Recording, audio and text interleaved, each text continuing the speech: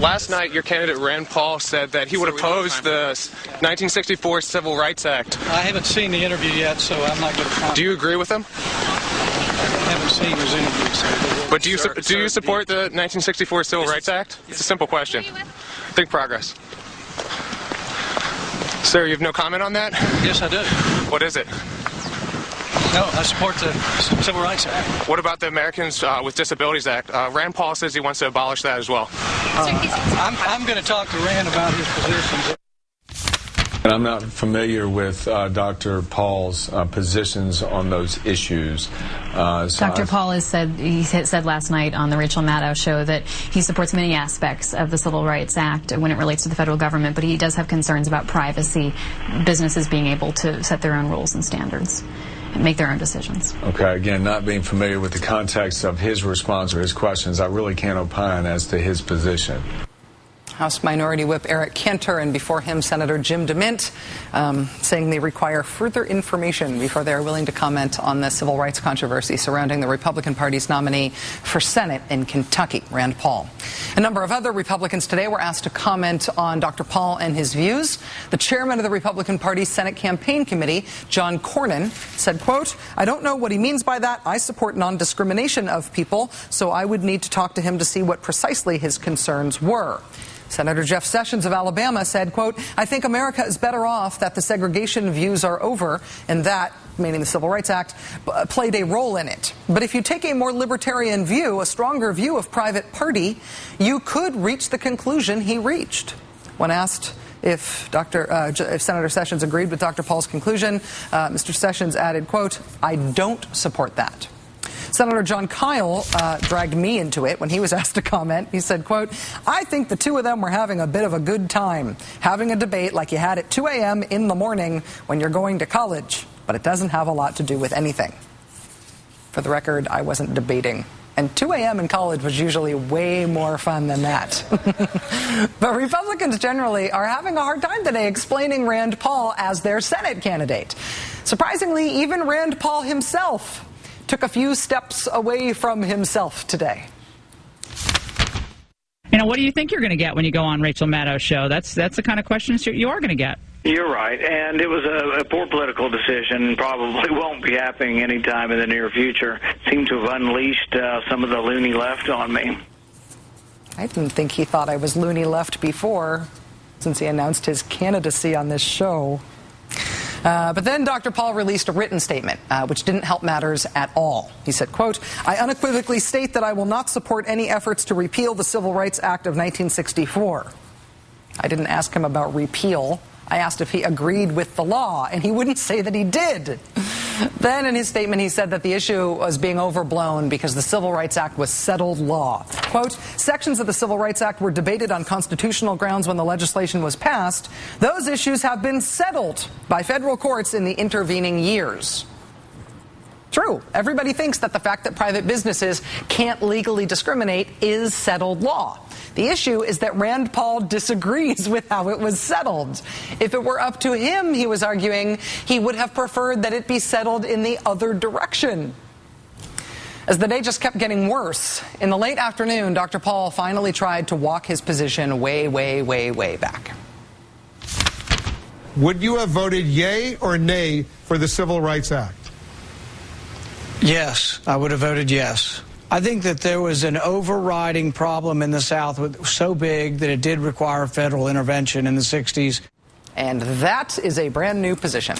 It is quite a distance from where he was on this issue last month when he spoke to the Courier-Journal, yesterday afternoon when he spoke with National Public Radio, and definitely last night with me.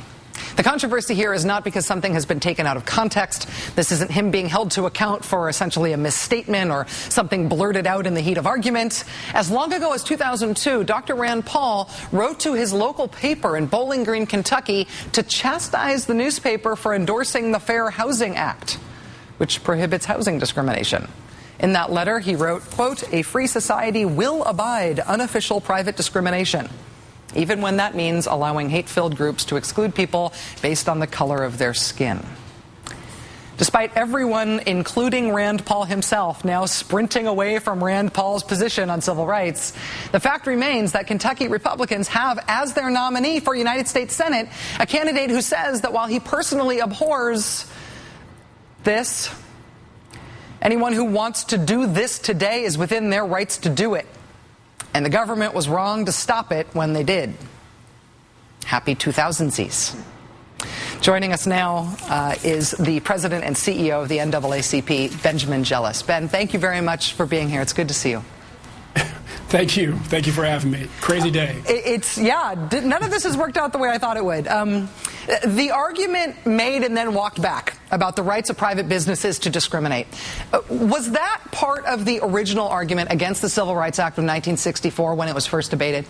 Yeah, I mean, that's why Barry Goldwater didn't vote for it. That was his sole reason not to vote for it. This thought has been insidious inside the Republican Party for a very long time, and these Tea Party folks, seem to be sort of throwing gas onto really old, small flames. Republican Senator John Kyle, even the White House press secretary, Robert Gibbs, today reacted to this whole controversy by saying this is a 60-year-old issue. It has no place in our political discourse now. What's your response to that? Do you think that's appropriate, or do you think that there's an opportunity here to engage on an issue as more than just history?